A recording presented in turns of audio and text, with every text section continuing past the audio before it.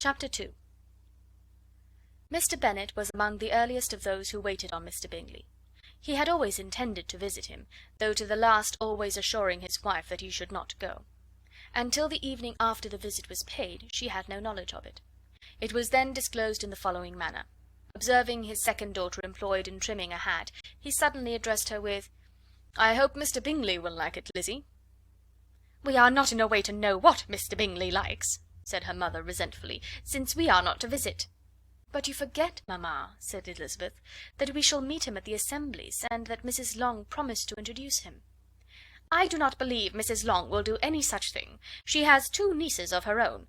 She is a selfish, hypocritical woman, and I have no opinion of her." "No more have I," said Mr. Bennet, "and I am glad to find that you do not depend on her serving you." Mrs. Bennet deigned not to make any reply, but, unable to contain herself, began scolding one of her daughters. "Don't keep coughing so, Kitty, for heaven's sake! Have a little compassion on my nerves. You tear them to pieces."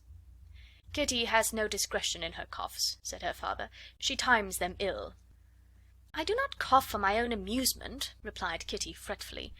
"When is your next ball to be, Lizzie?" "To-morrow fortnight." "Ay, so it is," cried her mother, "and Mrs. Long does not come back till the day before, so it will be impossible for her to introduce him, for she will not know him herself." "Then, my dear, you may have the advantage of your friend, and introduce Mr. Bingley to her." "Impossible, Mr. Bennet, impossible, when I am not acquainted with him myself. How can you be so teasing?" "I honour your circumspection. A fortnight's acquaintance is certainly very little. One cannot know what a man really is by the end of a fortnight. But if we do not venture, somebody else will, and after all Mrs. Long and her daughters must stand their chance, and therefore, as she would think it an act of kindness if you decline the office, I will take it on myself." The girls stared at their father. Mrs. Bennet said only, "Nonsense, nonsense!" "What can be the meaning of that emphatic exclamation?" cried he. "Do you consider the forms of introduction and the stress that is laid on them as nonsense? I cannot quite agree with you there. What say you, Mary? For you are a young lady of deep reflection, I know, and read great books and make extracts." Mary wished to say something sensible, but knew not how. "While Mary is adjusting her ideas," he continued, "let us return to Mr. Bingley." "I am sick of Mr. Bingley," cried his wife. "I am sorry to hear that. But why did you not tell me that before? If I had known as much this morning, I certainly would not have called on him. It is very unlucky, but as I have actually paid the visit, we cannot escape the acquaintance now." The astonishment of the ladies was just what he wished. That of Mrs. Bennet perhaps surpassing the rest, though, when the first tumult of joy was over, she began to declare that it was what she had expected all the while.